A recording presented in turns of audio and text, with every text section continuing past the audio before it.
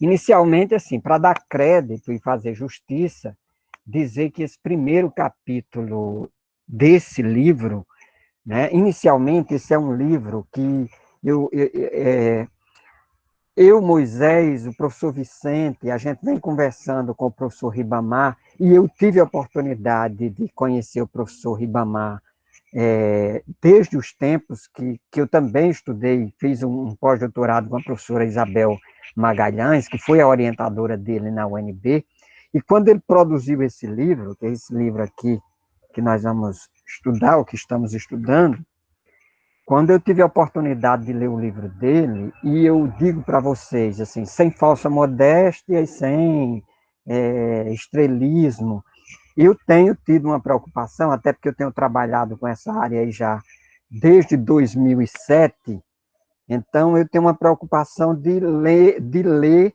tudo que é lançado nessa área. E eu venho lendo os livros, as publicações internacionais, as publicações nacionais. E quando eu li o livro que o Ribamar organizou, Análise de Discurso Crítica para Linguistas e Não Linguistas, eu disse para ele, você organizou um dos melhores livros na área de ADC.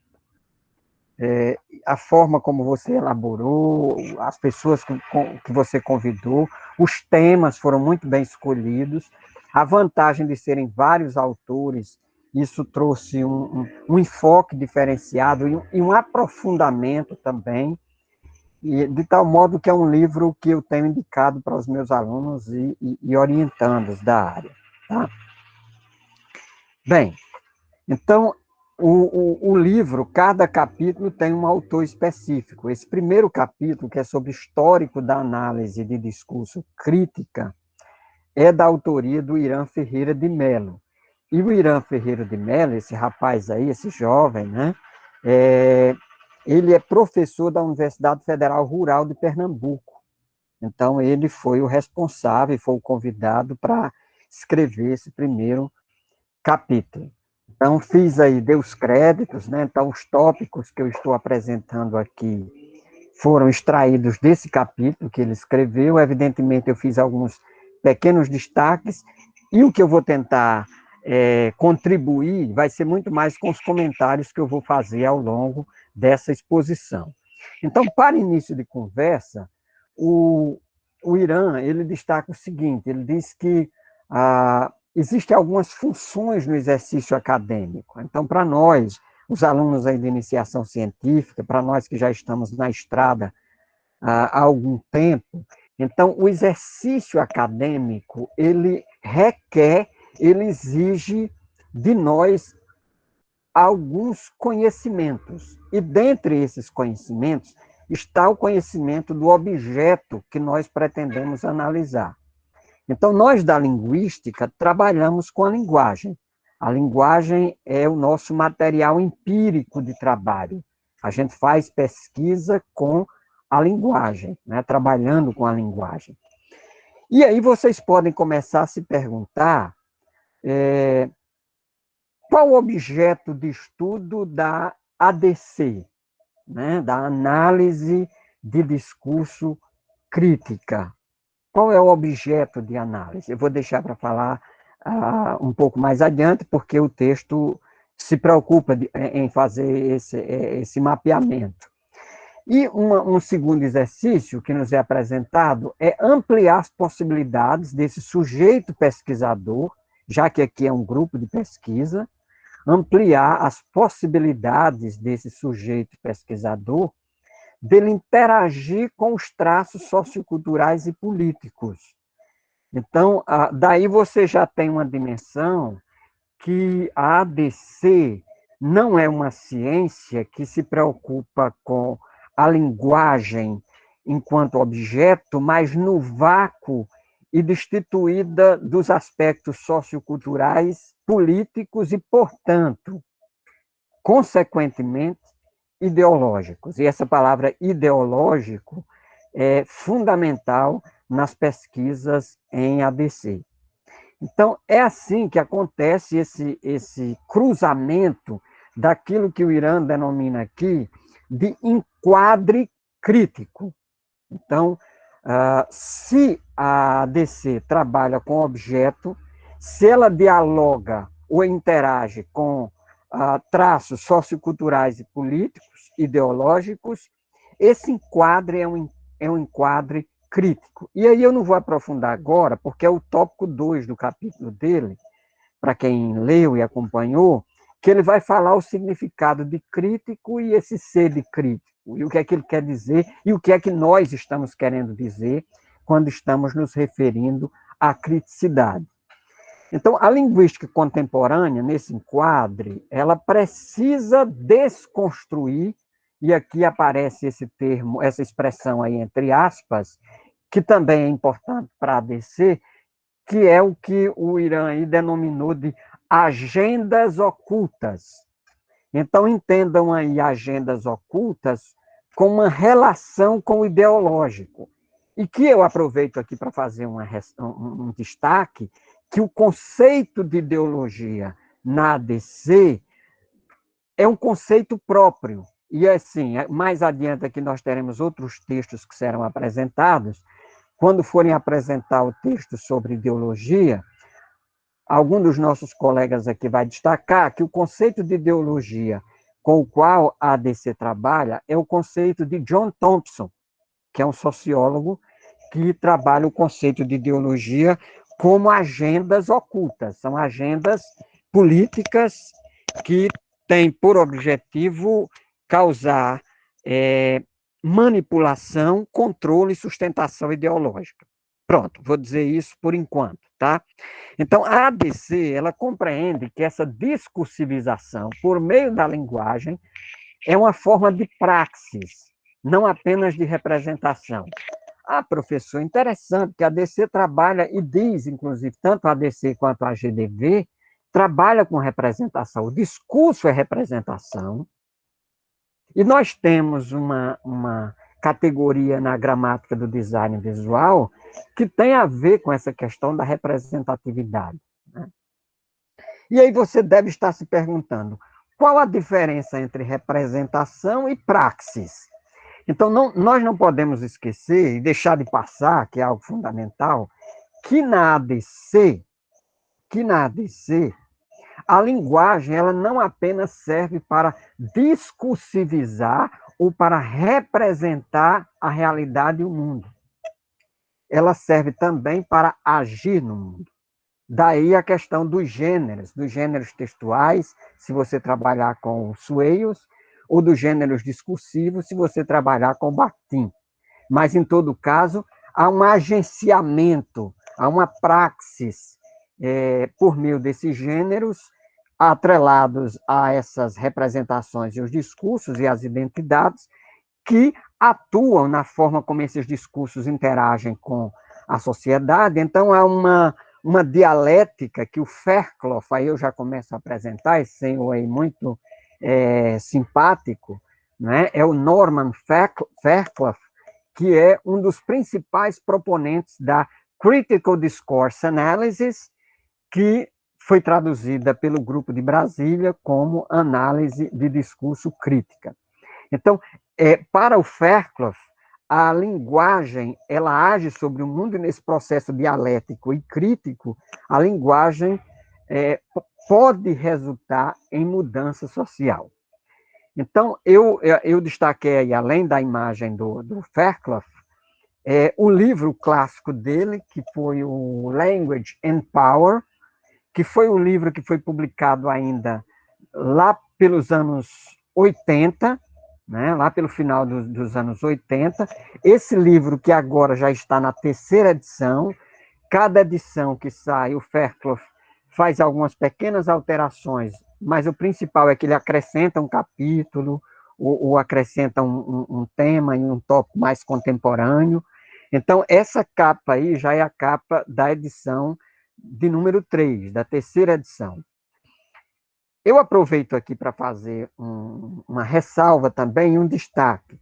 Infelizmente, eu digo isso, infelizmente, os livros do Fairclough, ele tem uma vasta produção na área de ADC. Na verdade, os pesquisadores da ADC têm uma vasta produção, mas essa produção é predominantemente em língua inglesa. É predominantemente em língua inglesa. E do Fairclough mesmo, a gente só tem um livro traduzido dele para português, que é um livro importante, que foi esse livro que foi traduzido em 2001 pela Isabel Magalhães, que é o Discurso e Mudança Social. Vocês estão vendo a capa dele aí. É o único livro do Fairclough que está traduzido para português. Eu conversei com a Isabel Magalhães, que foi quem traduziu esse livro, e ela me disse, numa das últimas conversas que a gente teve, que estavam trabalhando na tradução do Discourse in Late Modernity, que é o discurso na modernidade tardia. Espero que saia logo, né? Que é um livro muito importante, que foi produzido e escrito pelo Fairclough e pela Cole Araki. Bem, apresentei aí as figuras e alguns conceitos já, e aqui no segundo tópico do livro, tomar aqui um gole de água, para molhar as palavras, como diz um colega meu, né? Então, para explicar o que é que significa crítica nessa expressão Critical Discourse Analysis, que foi traduzida para português como análise de discurso crítica. Esse conceito de criticidade, ele é muito utilizado. Eu não vou ler todos os detalhes aí do que está na tela, depois esse slide eu posso passar para o Moisés e ele socializa com vocês. Mas eu vou aqui, no geral, o que está aí posto no capítulo e o que eu coloquei no slide é o seguinte: é preciso que nós entendamos o C da crítica na ADC. O que é que nessa sigla ADC, esse C quer dizer? E eu aproveito aqui para ressaltar, de propósito, que o uso desse termo crítica nessa sigla não é um uso amplo, como a gente tem visto às vezes. Eu participo de determinados eventos e alguém fala de criticidade, leitor crítico, e eu noto que às vezes esse termo crítico é utilizado de forma assim muito indiscriminada, né? E muito ampla. E às vezes, eu vou ser muito sincero, como um analista de discurso crítico, né, que venho trabalhando com essa teoria, eu noto que algumas vezes as pessoas não sabem o que elas estão dizendo quando dizem que fazem estudos críticos ou análise de discurso crítico, ou como o pessoal lá do Sul, né, da Universidade lá do Santa Catarina do Sul, ou quando elas dizem que às vezes estão fazendo análise crítica do discurso, que é outra sigla que eles utilizam, né? Que eu não vou explicar agora essas questões, mas só adianto que tem a ver com questões institucionais. Então, professor, o que é que vocês estão querendo dizer quando falam em criticidade? Vou dizer para vocês. Quando esse grupo de pesquisadores falam em criticidade, e no próprio livro organizado aí pelo Ribamar Júnior, criticidade aqui está no sentido de denúncia, de desconstrução, de identificação de relações de poder, de entender como funcionam as estruturas sociais e os significados são negociados dialeticamente com essas estruturas sociais, como existem relações de opressão, né? Como os discursos hegemônicos e os discursos ideológicos são materializados em textos e como essas ideologias se transformam em práticas discursivas. Então, o analista crítico do discurso, eu já aproveito aqui para adiantar, é alguém que se coloca do lado dos oprimidos e que tem por objetivo desconstruir e denunciar determinadas práticas. Aquilo que o Van Dijk, no seu livro Discurso e Poder, diz muito bem, eu adoro essa expressão que está posta lá no livro, que ele diz abusos de poder. Então, o analista crítico do discurso, ele se posiciona diante de relações de poder nas quais esse poder está sendo abusado, né? E aí eu vou apresentando aqui, aos poucos, né? Eu já apresentei para vocês o Fairclough, que eu considero o principal proponente da ADC, mas ele não é o único, né?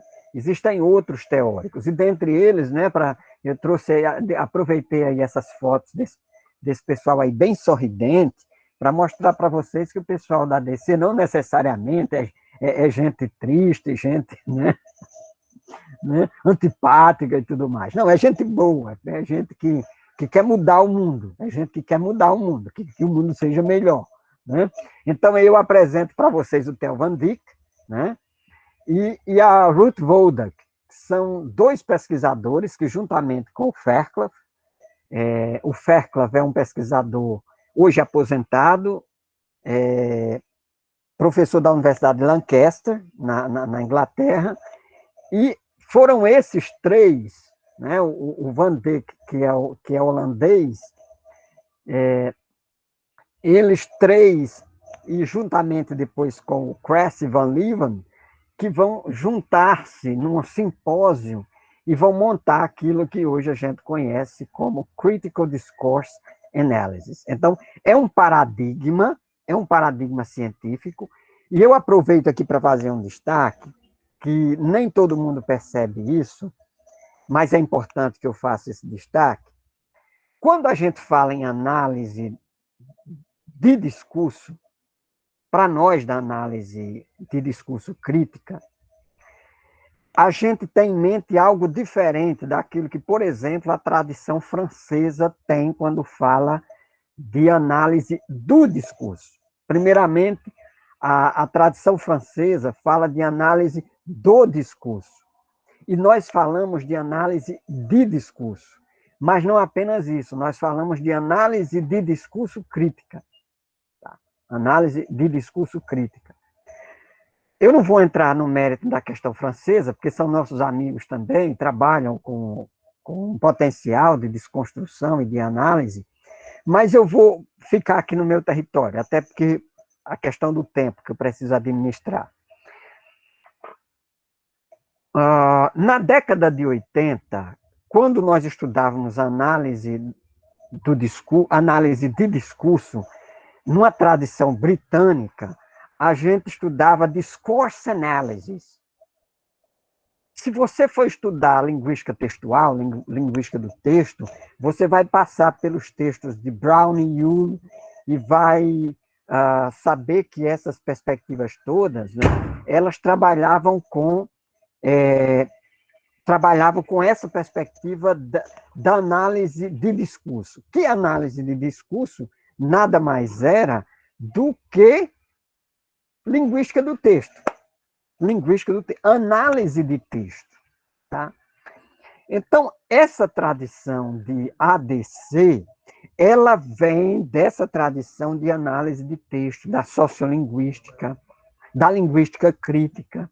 Então, era um pessoal que já vinha com essa experiência com o texto, e já era um pessoal com tradição na linguística, e principalmente na linguística do texto.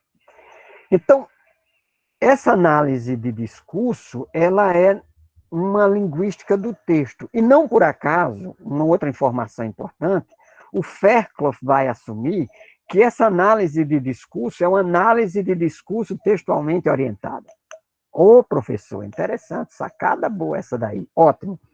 Mas aí, o Fairclough, ele diz isso no livro Discurso e Mudança Social, o componente novo que entra aqui é crítico, porque é no crítico que a análise de texto não vai ficar apenas nos aspectos da coerência, da coesão, da gramática, do léxico, mas tudo isso a serviço das relações de poder desigual e da questão da criticidade. Aí daí vocês já entendem o que é que ele quis dizer com análise de discurso crítico. Então, se trocar em miúdo, seria uma análise textual crítica.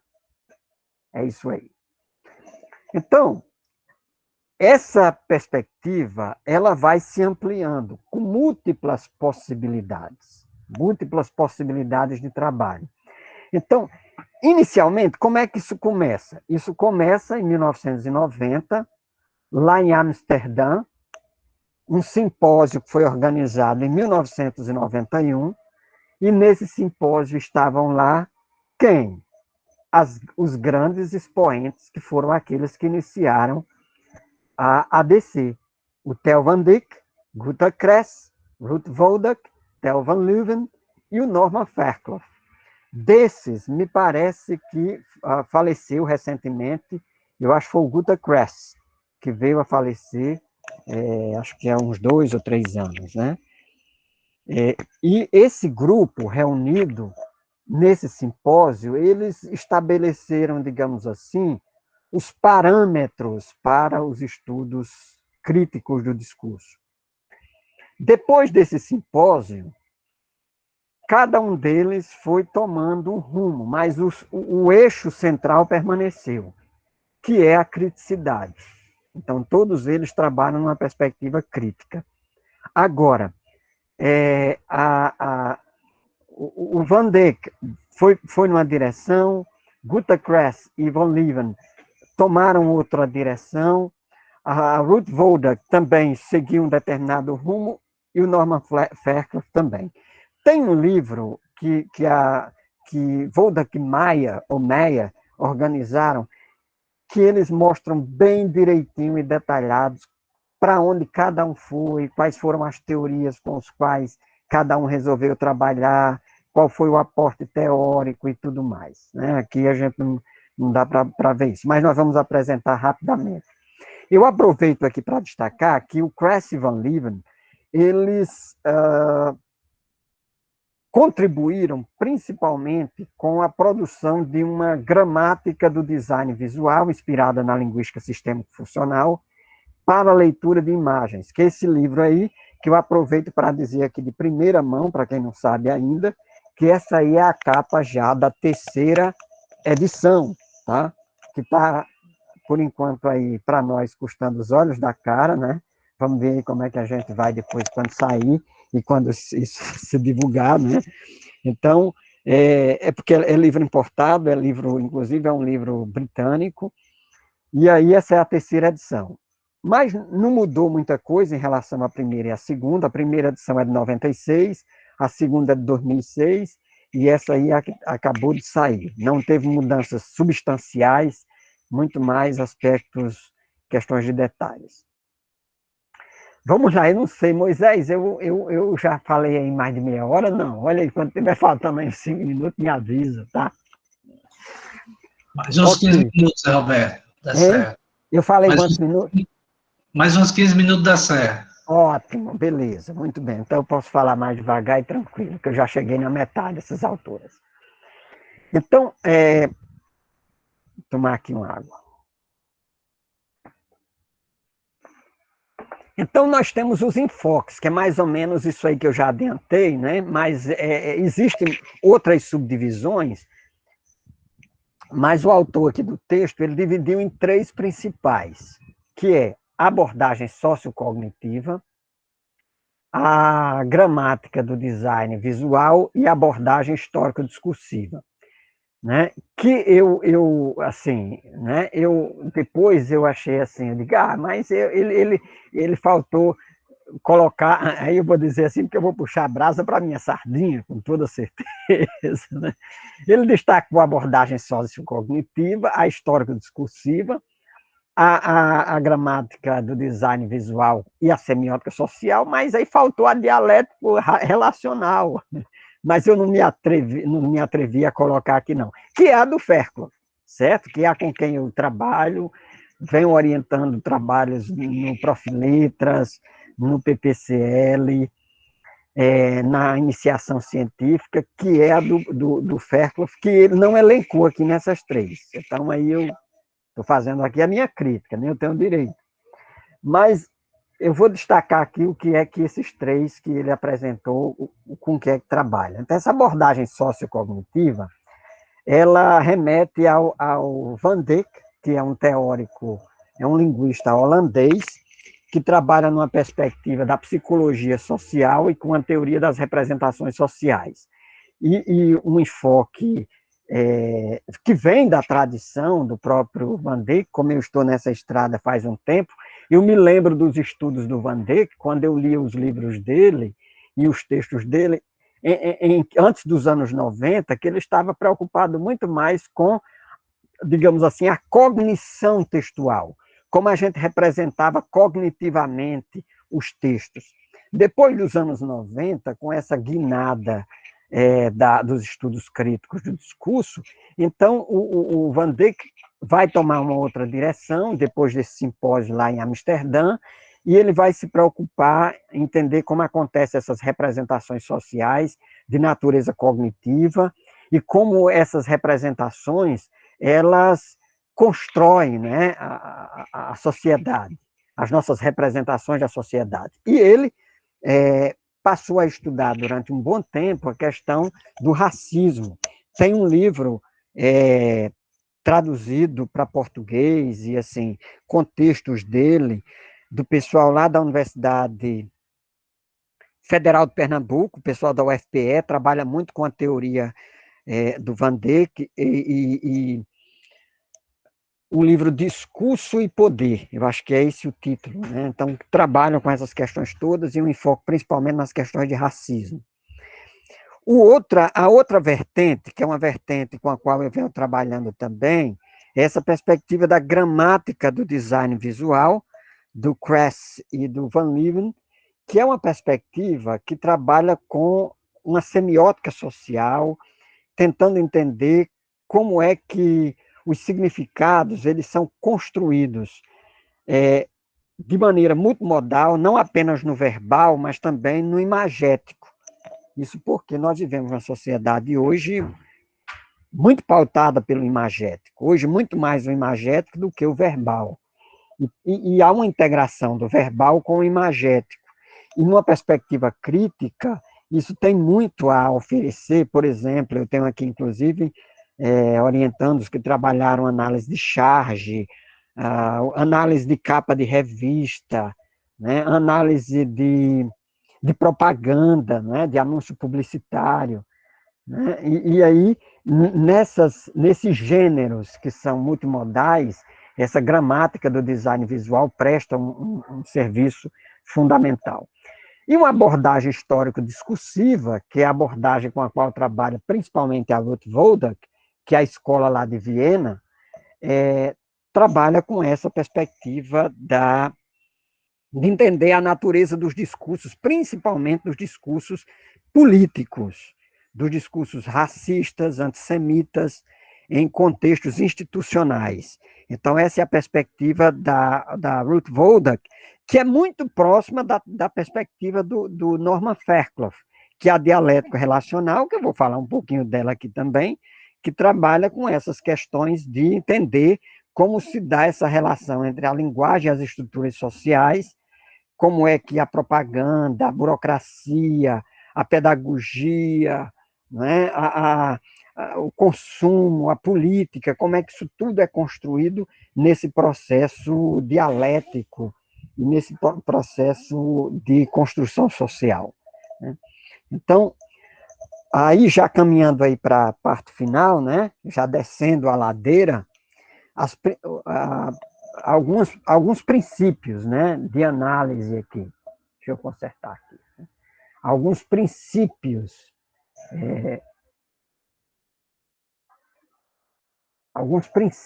de análise aqui da análise de discurso crítica, né, que o autor nos apresenta.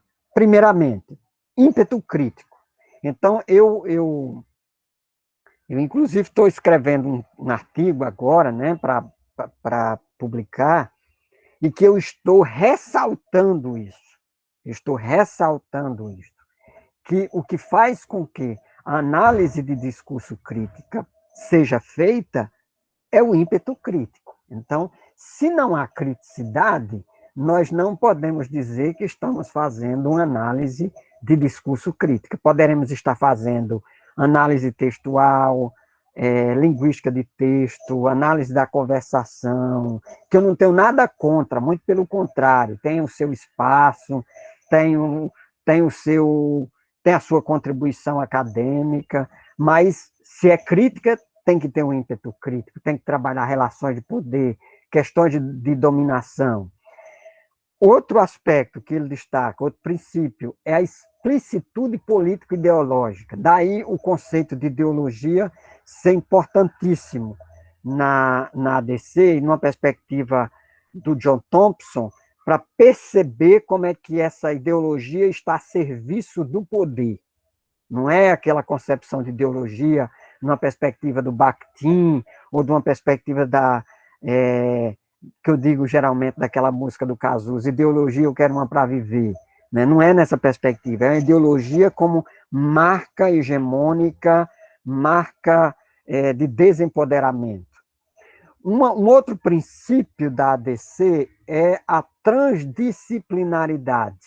Então, quem trabalha com ADC não pode ter receio de dialogar com outras áreas e não pode ter receio de fazer leituras de outros campos de investigação.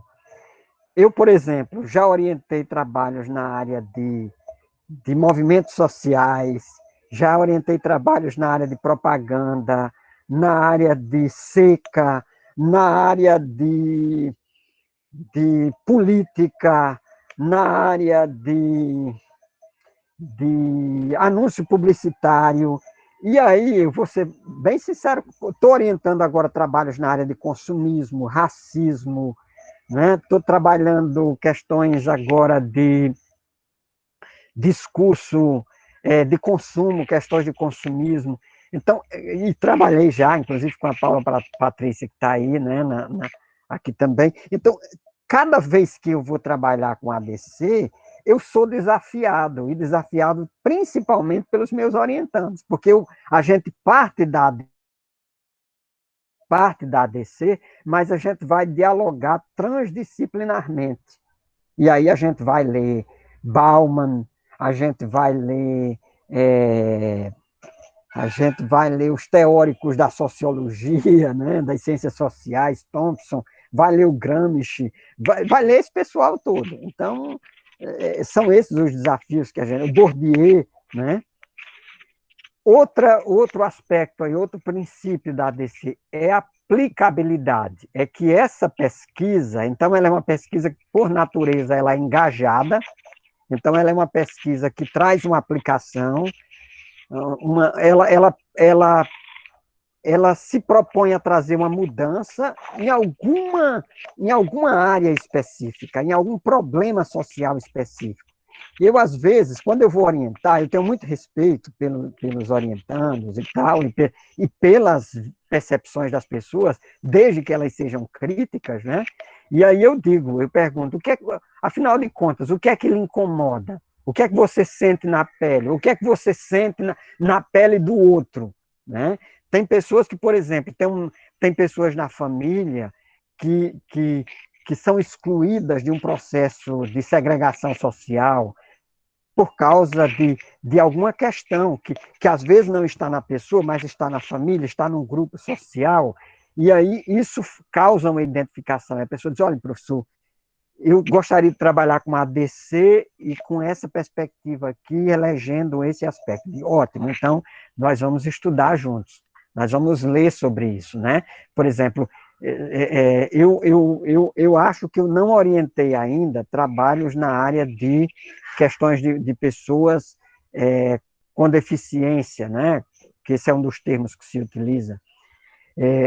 Mas, assim, pode aparecer, e alguém chega a dizer assim, vamos trabalhar com essa questão aqui, com esse problema social, aí o pesquisador, quer dizer, desde que seja uma pessoa que tenha prontidão, vai dizer, tá, então nós vamos estudar, nós vamos ler juntos, e vamos partir da ADC, e vamos desconstruir essa questão e esse problema social. Uma outra questão é a acessibilidade, um outro princípio. Quando a gente faz pesquisa em ADC, uma das cobranças que se tem hoje é que as pessoas, de algum modo, elas também se engajem em algumas causas sociais, né? Eu não sei qual é a sua causa social. Talvez sua causa social seja as pessoas em situação de rua, né? Talvez a sua causa social seja a questão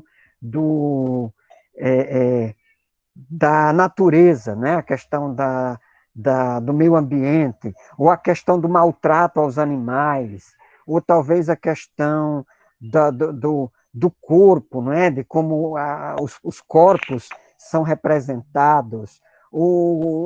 Bem, os problemas são vários, né? Mas, assim, é importante que você se identifique com alguma pauta, algum problema social, se engaje, faça sua pesquisa e que essa pesquisa tenha um retorno, seja acessível para que as pessoas, principalmente as pessoas que são vulnerabilizadas por esse sistema de relações de poder, que elas possam se sentir representadas, que tenham acesso a essas pesquisas e que possam serem utilizadas essas pesquisas para o empoderamento social, que é uma outra expressão aqui, né? Que é um outro princípio da ADC. Como a pesquisa resulta em mudança social, resulta também em empoderamento, na pessoa ter uma consciência diferenciada em relação a determinados padrões e concepções, estruturas sociais, sobre determinados problemas que a gente vê, sobre representações, sobre racismo, sexismo, homofobia, e etc, e tal. Moisés, cheguei aí nos 15 minutos, meu amigo. Então, sim, Zé Roberto. ótimo. Posso concluir, né? Então, olha, sim.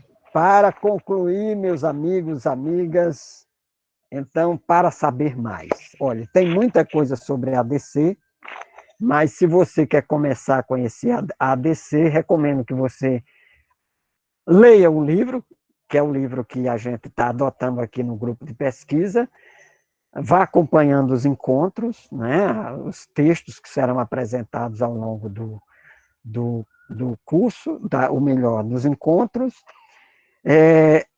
Dê uma olhada na bibliografia do livro, lá, quais são os autores e as autoras que são citadas no livro, e aí você pode, a partir dessas leituras e dos debates, das conversas aqui, você ampliar suas leituras, seus conhecimentos. Tem um outro livro da ADC, que geralmente eu recomendo, que é o livro das Vivianes, que eu não separei ele aqui perto, mas ele está por aqui, que é o livro Análise de Discurso Crítica. Ele tem esse livro, é um livro da editora Contexto, é um livro de 2006. Eu digo que foi o primeiro livro que trouxe, assim, traduzindo a teoria do Fairclough. Foi esse primeiro livro de 2006, da Viviane Ramalho e Viviane Rezende, e, mais recentemente, o Ribamar nos presenteou com essa publicação, que é Análise de Discurso Crítica para Linguistas e Não Linguistas. Aqui eu encerro aqui a minha apresentação, me coloco à disposição, portanto, para qualquer dúvida que eu possa tirar e qualquer sugestão. Muito bem, Zé Roberto. Que bom, viu? Para quem leu o capítulo, percebe na sua fala que você deixou muito mais claro aquilo que está no texto, né? Só o fato de você colocar a imagem dos autores, isso clareia muito a nossa percepção. É impressionante, né? Como o poder que a imagem tem de ajudar cada vez mais a produção de sentido. Muito bom, viu, Zé Alberto? Parabéns. Zé Alberto, até agora nós temos 3 perguntas. Eu registrei aqui, coloquei aqui no Word, mas se a Ana Lorena quiser perguntar ao vivo e a cores aí, ela fica à vontade. E depois, Adriana, o que você acha, Ana Lorena? Pode ser. Pois não. Vou ligar aqui a câmera para o professor me ver. Saudades, professor.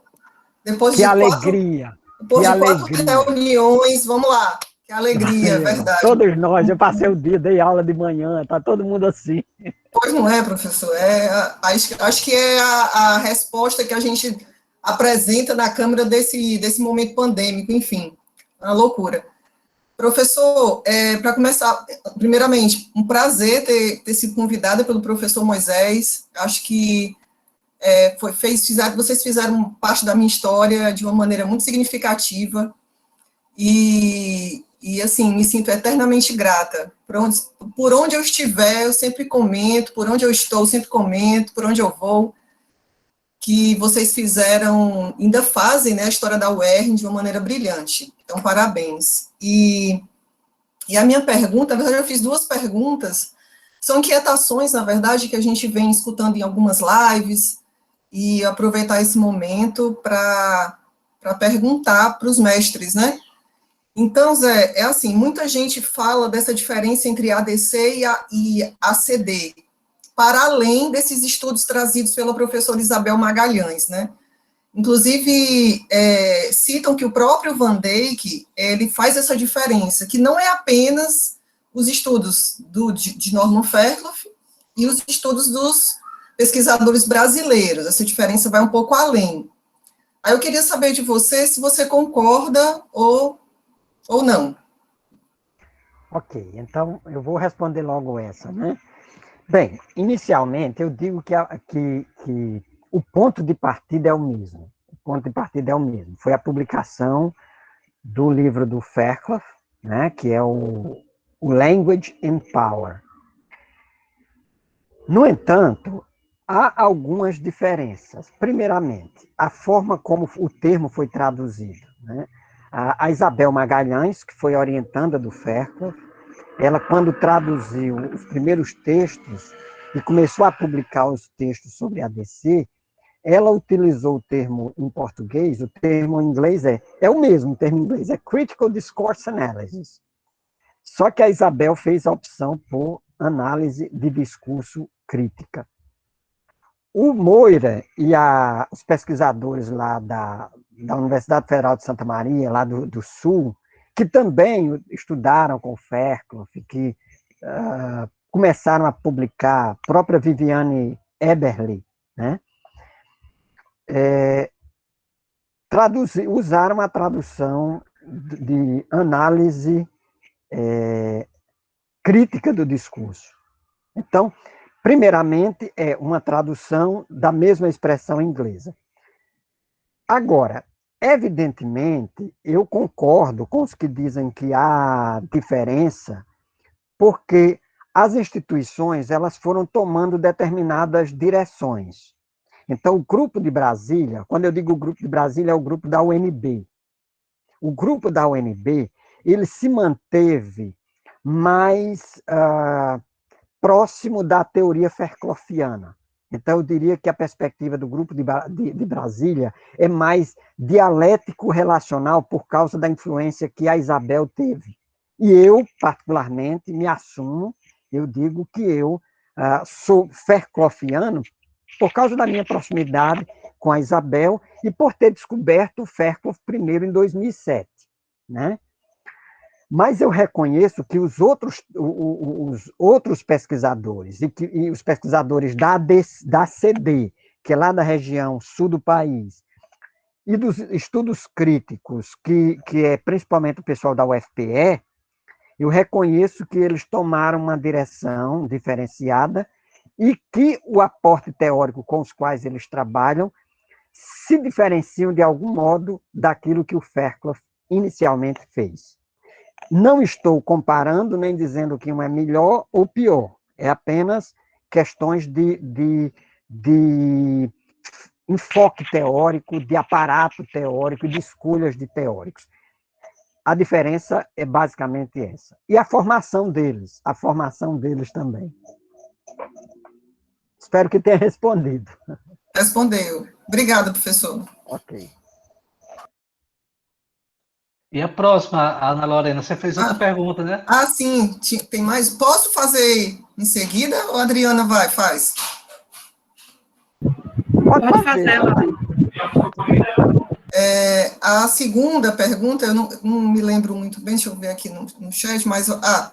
sim, lembrei. Também foi numa das lives que a gente participa, que vão suscitando alguns questionamentos, que muita gente, assim, inclusive orientandos da Viviane Rezende, né, no momento estavam participando, que eu conheço, e se questionaram, né, se Fairclough e Van Dijk seriam possíveis de ser usados para uma análise crítica de imagens, no caso, né, a gente sempre remete à gramática do design visual, com Kress e Van Leuven, e a gente sempre fica meio que refém, né? A gente tem a gente tem a Magda Soares, que trata do letramento visual também, a gente tem outros autores, mas de uma certa forma a gente sempre fica atrelando, né, as abordagens dialético-relacional, a sociocognitiva, com a gramática do design visual do Kress e do Van Leuven. Aí eu lhe pergunto, professor, é possível fazer essa leitura de imagens, né, uma leitura crítica, utilizando somente Fairclough ou Van Dyck, ou os dois? Excelente pergunta, Lorena, excelente. Olha, eu vou tentar responder dando um exemplo do que fazem os nossos colegas que trabalham com a análise do discurso de tradição francesa, tá? Primeiramente, eu defendo o seguinte: não há como fazer uma análise das imagens sem um aparato semiótico, tá? Esse é o ponto de partida. Então, é preciso que nós tenhamos uma fundamentação teórica com base em alguma semiologia para categorizar as imagens. Qual utilizar? Bem, os nossos colegas da análise do discurso de tradição francesa, como eles não têm um aparato próximo do surgimento da teoria, então me parece que eles têm até mais liberdade de pegar qualquer teoria e para fazer análise, né? Qualquer semiótica.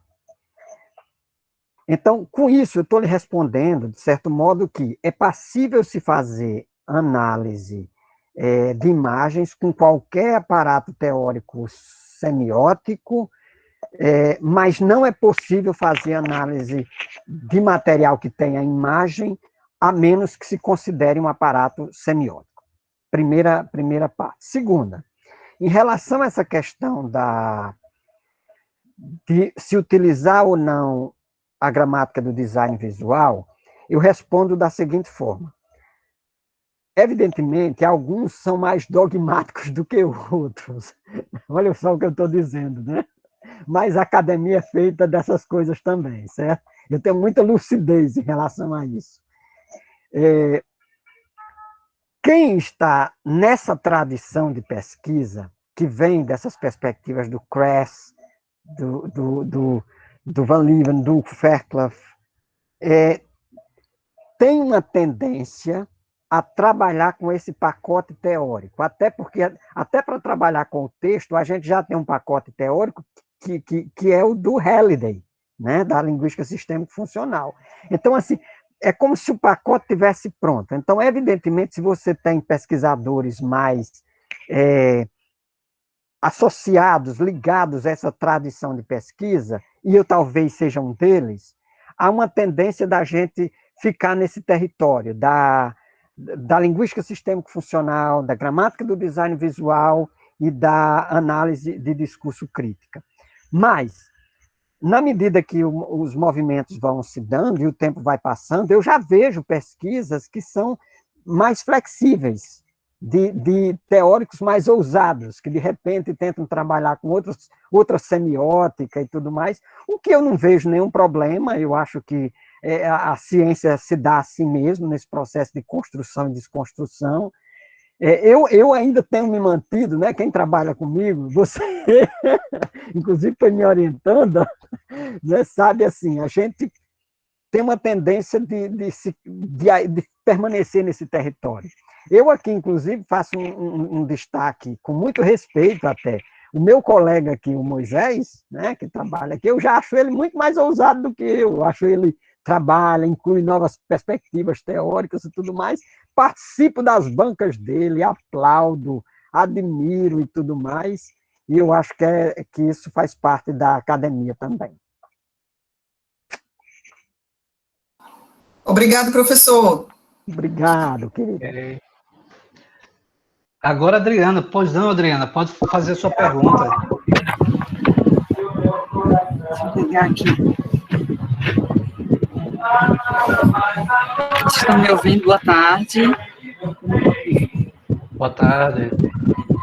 E antes de fazer a minha pergunta, eu aproveito para complementar, para reforçar as palavras da Lorena e falar da nossa felicidade, da nossa alegria de estar aqui com vocês, de estar com o Prof. Letras, com a UERN, com colegas que a gente conheceu no período, lá nos 2 anos de viagem de Fortaleza para Mossoró, maravilhosos, e colegas que a gente presenciou, participou. Érica, estou vendo a Érica aqui, Vicente, vi algumas bancas lá dos colegas. Então, assim, é uma alegria enorme, e mais do que nunca também porque o professor José Roberto continua sendo aqui o meu co-orientador.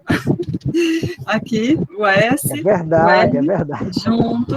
juntas aqui com a ADC, com GDV, agora com representações sociais, ampliando o leque de possibilidades. E eu também queria, já que o professor José Roberto falou que o professor Moisés é muito mais ousado nas pesquisas, poderia também complementar a resposta, né, a pergunta de Lorena, se há algo além da GDV, se houver outras possibilidades. Aí o senhor vai pensando aí, daqui a pouco você responde. A minha pergunta, diante de todas essas inquietações que a gente vem tendo, a partir de leituras, a partir de lives, a partir do que um determinado pesquisador pensa, que ele propõe, e o outro vem, às vezes, nos traz uma concepção que balança um pouco, e a gente, que provoca, né? Eu acho que são as provocações que a gente tem tido nos últimos anos.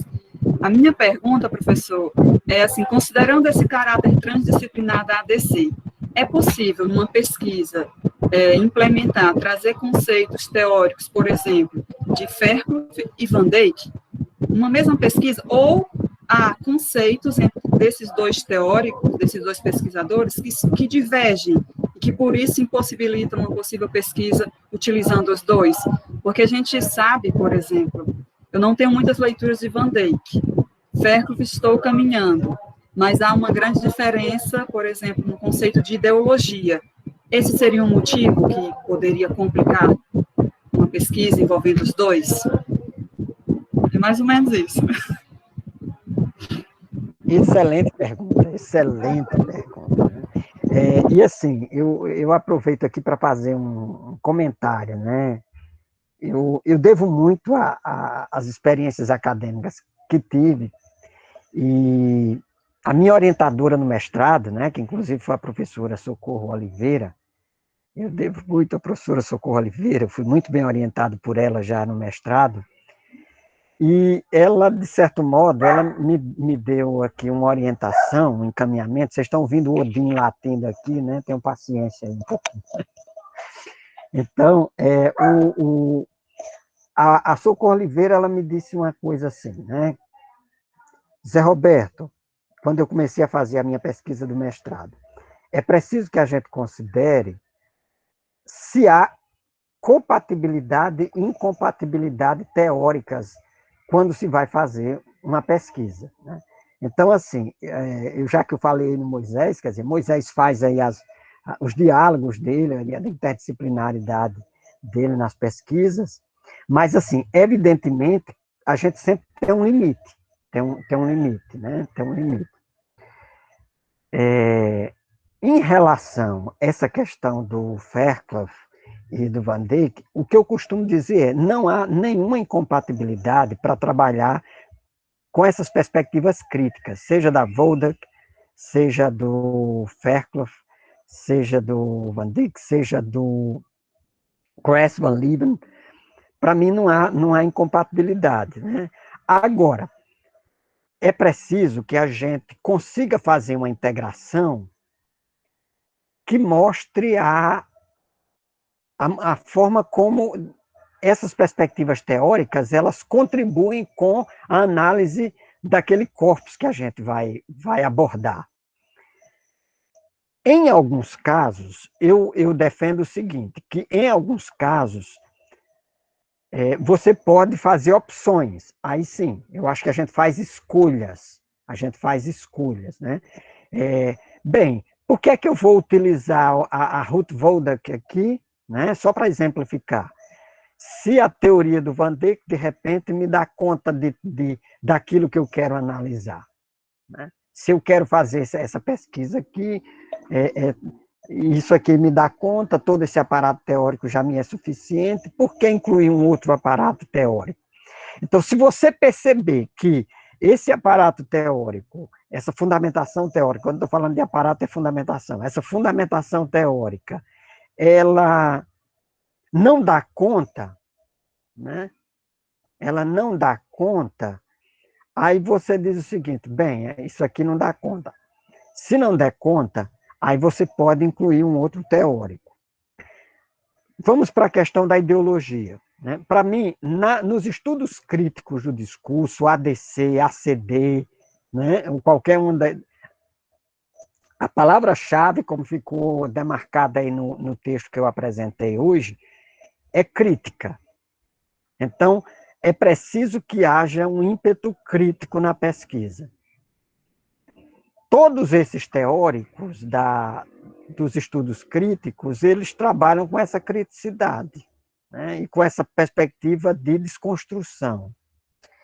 Então, se o Van Dijk e o Fairclough trabalham com essa mesma perspectiva de desconstrução, de criticidade, e se pretende a desconstruir um determinado discurso hegemônico, eles podem ser integrados, ainda que a perspectiva do Van Dijk é muito mais com a questão da cognição social, dessa representação enquanto cognição. Então, a fundamentação teórica dele é muito mais como uma representação sociocognitiva, digamos assim, enquanto que a do Fairclough é muito mais dialético-relacional. Então, o enfoque do Fairclough é muito mais nas relações sociais e menos na questão da cognição. Então, tentando fechar, né, que eu sei que não é fácil, mas assim, se o seu trabalho vai tentar dar conta, a sua pesquisa, de um aspecto da cognição, da representação, da questão sociocognitiva e da questão das relações de poder numa dimensão dialético-relacional, portanto, com enfoque mais sociológico, aí você integra as duas. Agora, sinceramente, é um trabalho mais árduo, mais intenso e que exige um pouco mais do pesquisador, porque aumenta o número das categorias e a análise vai precisar ser um pouco mais ampliada. Espero que tenha respondido. Obrigada, professor. Respondeu. Obrigada. Eu queria dar uma palavrinha a respeito justamente do que a Adriana falou e da pergunta de Ana Lorena em relação ao gravado de design visual. Há muito tempo que a gente já vem discutindo, e isso acontece muito no momento das bancas, né? Zé Roberto e Vicente está aqui de prova, né? Que às vezes a gente fica se perguntando em relação ao gravado de design visual. E sobre a questão se ela é crítica, se ela não é crítica, eu acho que a leitura de hoje tem uma parte lá de Irã que ele inclui a perspectiva, a abordagem da gramática de design visual dentro dos estudos críticos. Né? O problema é que, na maioria das vezes, as pesquisas que desenvolvem a gramática de design visual se perdem um pouco e deixa de mostrar essa criticidade que a gramática de design visual pede. Né? Então, eu acho que nós, como pesquisadores, a gente precisa rever isso, principalmente nas nossas orientações, de conduzir as pesquisas, os nossos orientandos, principalmente, para ver como é que realmente essa criticidade, esses estudos, essas pesquisas críticas, são incluídas dentro da gramática de design visual. Por que eu digo isso também?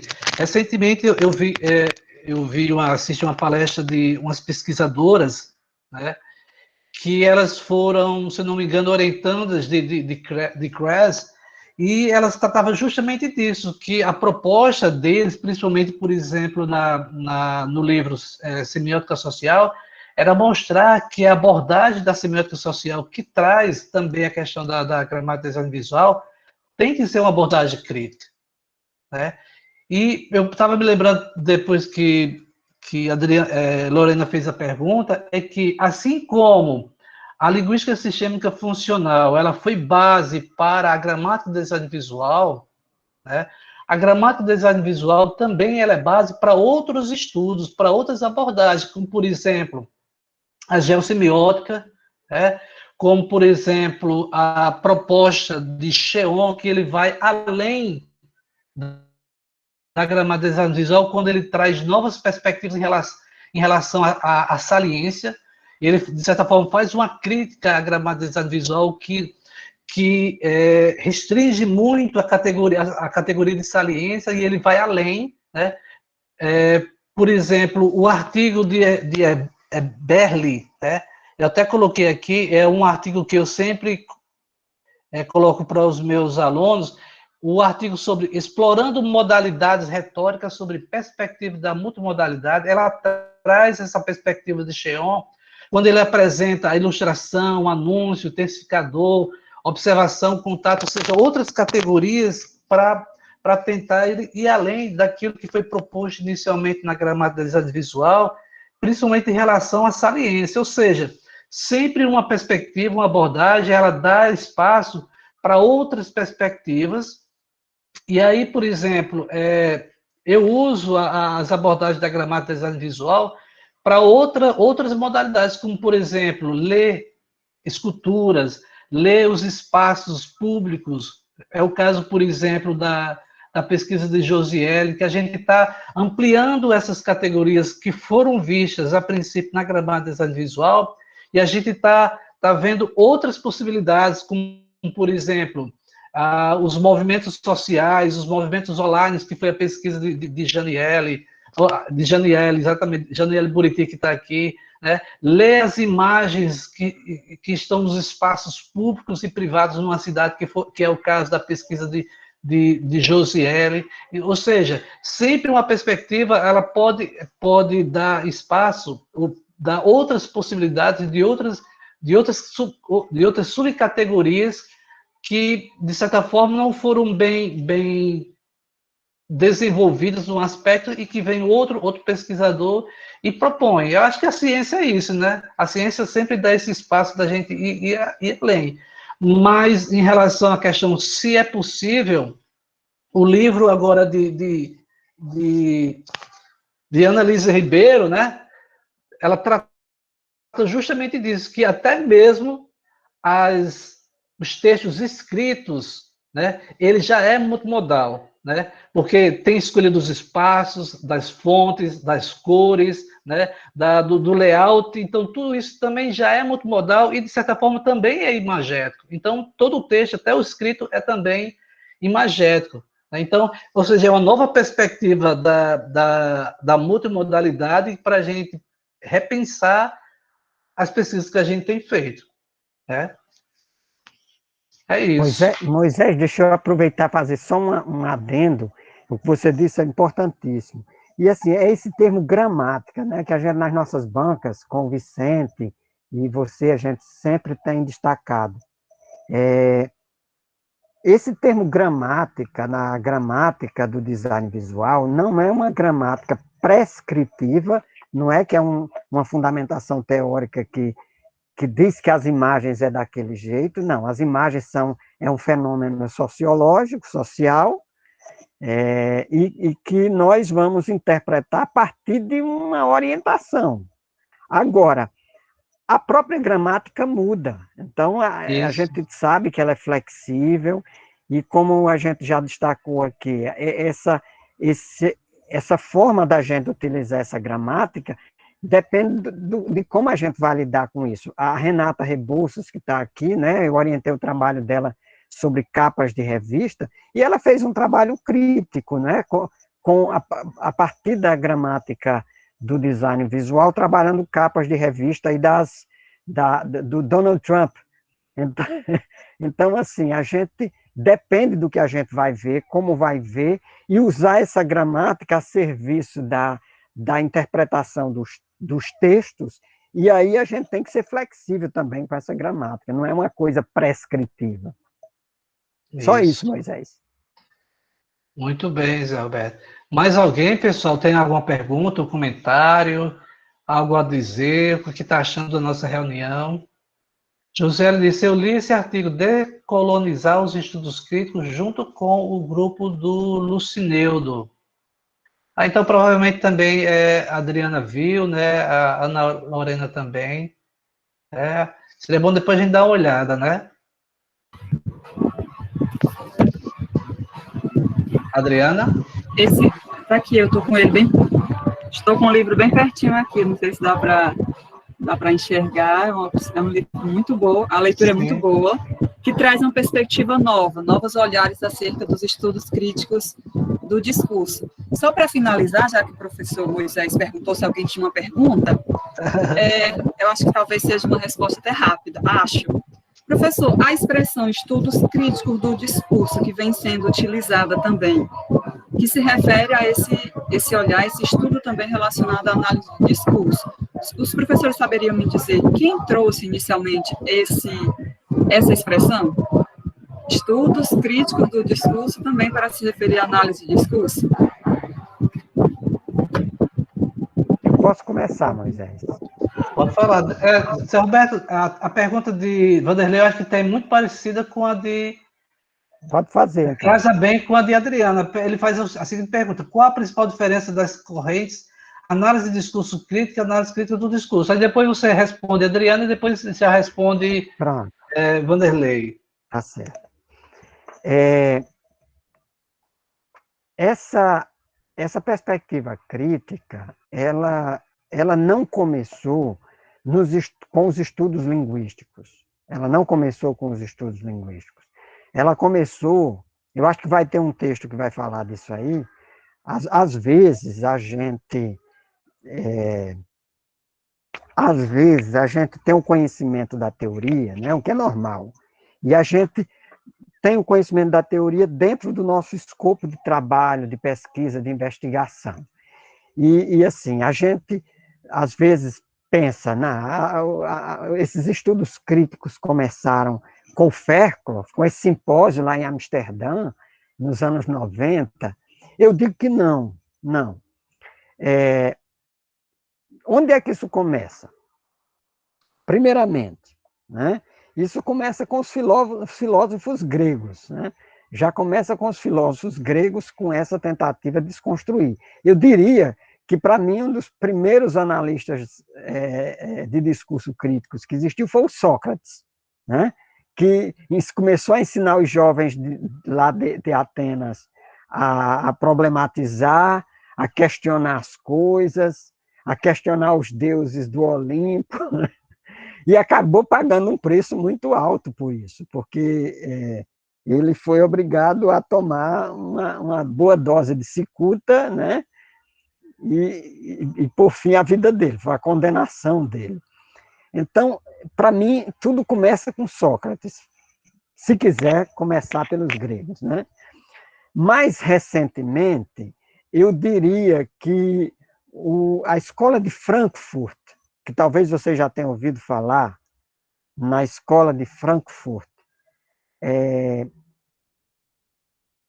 foi um movimento filosófico, né? Foi um movimento filosófico com essa proposta crítica, e que é uma proposta que também é marxista, ou marxiana, se vocês preferirem esse termo. Então, o Marx, ele é um analista crítico de discurso, principalmente o jovem Marx, naquela perspectiva da ideologia alemã, né? A crítica a como essas ideologias, enquanto falsa consciência, né? Então, o Marx também é um analista crítico. A escola de Frankfurt. Então, esses teóricos todos, nessa perspectiva historicamente crítica, resultaram no que hoje a gente denomina de estudos críticos do discurso, estudos dos discursos críticos, né? Aí eu vou aproveitar e assim, para avançar, né? Fazer um comentário sobre essa questão de descolonização, né? De descolonização dos estudos críticos. Eu digo sempre que a academia ela precisa se reinventar, e os paradigmas científicos também. Então, o que nós estamos buscando com esse processo de descolonização, né, eu aproveito para fazer uma apreciação aqui dessa. O que nós estamos querendo dizer sempre com descolonização é algo que tenha começado fora desse eixo hegemônico europeu, né? Então, eu reconheço que a ADC, a CD, a EC, a ADH, esses estudos, eles se iniciaram na Europa, e que foram perspectivas que foram importadas e, de certo modo, foram aplicadas, foram adaptadas e tal, à nossa realidade social. A grande questão que eu tenho, que sempre que se fala nessa perspectiva, é em que é que a gente pode inovar e trazer, em termos de uma nova perspectiva, quando a gente fala numa descolonização, né? Que rupturas, não que eu esteja dizendo aqui que não seja possível, porque eu acredito em rupturas e eu defendo as rupturas, mas quais rupturas significativas nós poderíamos fazer, por exemplo, aqui no eixo da América Latina, no Brasil mesmo, que pudessem ser considerados estudos descolonialistas desses estudos críticos. Só para eu fechar, né, que às vezes eu me empolgo e assim, os teóricos vêm todos. Eu para ser muito justo, né, eu poderia dizer para vocês que nós já temos um analista crítico do discurso no Brasil que trabalhou numa perspectiva que de certo modo é uma perspectiva que rompe em termos de paradigma com essa perspectiva colonialista, se é que a gente pode usar esse termo, que é um teórico que veio antes da própria ADC e dos estudos críticos. Eu estou me referindo a nada mais, nada menos do que o nosso querido, vou até fazer uma pausa, viu? Eu estou me referindo aqui ao nosso querido Paulo Freire, né? Que para mim foi um dos primeiros analistas críticos do discurso aqui no nosso terreno. Muito embora, para fechar, agora eu fecho, muito embora eu reconheço que o Paulo Freire era um leitor e que dialoga. Então, assim, para mim, todo processo de ruptura também é um processo de continuidade. Então, a gente não vai para outro lugar do nada. Então, tem sempre essa dialética aí, o novo vem, mas o novo vem, já como dizia Belchior, como nossos pais. Eu espero, Adriana, que eu tenha dado um norte aí, eu fui muito longe, né? Foi longe, deu um norte, deu um nó, mas adorei que fechou com Paulo Freire. Perfeito. Fechei com Paulo Freire. Obrigada, professor. Ok, então, a Angélica está com a mão levantada, quer falar? Não? Não, Moisés, não. A pergunta do Vanderlei, desculpa. Vanderlei, Vanderlei. A diferença, principal diferença das correntes, análise de discurso crítico e análise crítica do discurso. Tem como fazer um... Certo. Resumido? Olha, meu amigo Vanderlei, é uma alegria tê-lo aqui, viu? É o seguinte, essas duas expressões, elas foram traduzidas da expressão inglesa, britânica, né? Critical Discourse Analysis. Então, você que é um cara bom aí do inglês, assim, o que é que acontece? A turma lá da Universidade de Brasília, da UNB, que trabalha com a Isabel Magalhães, usa a expressão análise de discurso crítica. E o pessoal lá da região sul do país, da Universidade Federal de Santa Maria, preferiu traduzir essa mesma expressão como análise crítica do discurso. mas o teórico ou os teóricos que embasam essas perspectivas são os mesmos. O que diferencia é, eu diria, para simplificar, é a questão institucional, tá? São as instituições, as universidades, e, evidentemente, algumas escolhas teóricas que eles fizeram, mas em termos de eixo teórico é o mesmo. Espero que eu tenha respondido. Ok, então eu acho que tá bom por hoje, né? Eu acho que a proposta a gente conseguiu dar conta, né? Só Zé Roberto foi muito. Oi? uma falinha Oi, bem Vanderlei, rápida, diz aí. Moisés. Sim, Porque Vanderlei. na própria, como você falou, na própria tradução houve uma diferenciação, né? Quando você diz critical discourse analysis, então essa palavra, a análise de discurso crítica está bem ligada a essa expressão inglesa. Está bem, o sentido, a semântica ficou a mesma. Quando ele diz análise crítica do discurso, dá inclusive um outro sentido. Olha, pessoal, aí vou Então, aproveitar. Então, esse que é o problema, entendeu?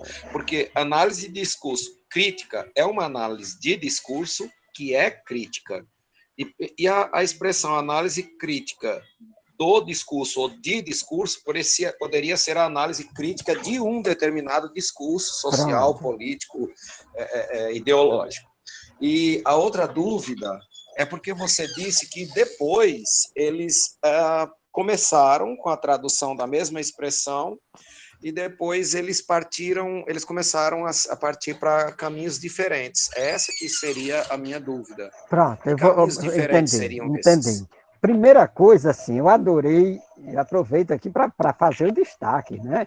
Vanderlei, né, é uma das pessoas por quem eu mais tenho respeito quando se trata de questão de inglês. É uma das pessoas que vem trabalhando com língua inglesa há um bom tempo. E o que ele acabou de dizer é o que a Isabel Magalhães, que é a tradutora do Fairclough no Brasil, uma das primeiras, e que estudou com ele lá em Lancaster, então ela disse, não, eu traduzi o que a expressão em inglês é, né, que é análise de discurso crítica. Então, Vanderlei, você está respaldando o que a tradutora do Fairclough no Brasil vem defendendo, né? Então, o pessoal lá Santa Catarina. Lá de Santa Catarina, eles optaram por análise crítica, análise de discurso crítico. Evidentemente, você vai conversar com eles, eles dizem que trabalham com Fairclough. Eu paguei uma disciplina, não, fiz um curso com a Viviane Eberle, viu, Moisés? Eu fiz um curso com a Viviane Eberle há uns 4 ou 5 anos lá acho que foi na universidade lá de Campo Grande, foi um evento lá que teve, e eu fiz um curso com ela de uma semana, e ela deu o curso inteiro com o livro do Fairclough em cima da mesa, e mostrava o livro do Fairclough, mas quando ela dizia, ela falava de análise crítica do discurso, viu, Vanderlei?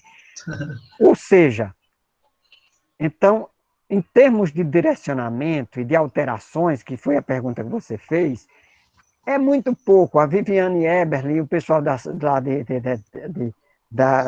Universidade de Santa Maria, eles defendem o Fairclough, trabalham com o Fairclough, e o pessoal de Brasília também. Então, eu digo que é muito mais assim, para fechar, se você vai fazer um mestrado ou um doutorado, estou direto à questão, né? Se você vai fazer um mestrado ou um doutorado na UNB, então você vai utilizar essa terminologia, ADC. E se você for fazer um mestrado ou um doutorado lá no sul do país, você vai dizer que é ACD, mesmo que você, Vanderlei, saiba que seria ADC, mas você vai usar a expressão ACD, só essa. Ok, obrigado, professor. Valeu, então. E aí, pessoal, gostaram da nossa primeira reunião? Foi muito bom, né? Bastante. Olha só a responsabilidade que fica para quem vai apresentar os próximos. Começa com o Zé Roberto, depois vem o professor Vicente. Aí eu... Mas não se cobrem. Que responsabilidade. Mas ainda não se cobrem. Vai dar certo. Eu confio e acredito em vocês. Mas foi ótimo, foram ótimas as discussões. Espero que todos tenham gostado. O professor com certeza contribuiu muito aqui com as nossas dúvidas. Nos provoca sempre.